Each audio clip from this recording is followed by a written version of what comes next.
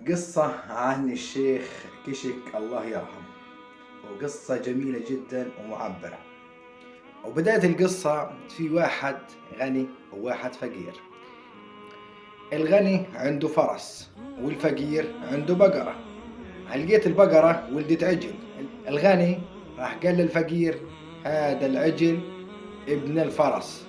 قال له: يا راجل قولوا غير، هي الفرسة بتولد عجل؟ قال له: بقول لك هذا العجل تبعي. قال له: نروح للقاضي. وهي المية عمرها سندت في العالي.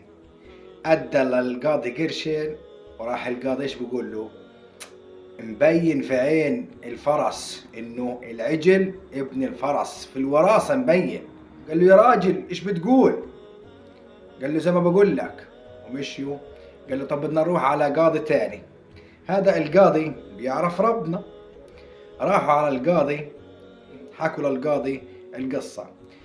القاضي قال لهم: معلش أنا مش هحكم اليوم لأني أنا حائض، وبنفعش أنا أفتي وأحكم وأنا حائض.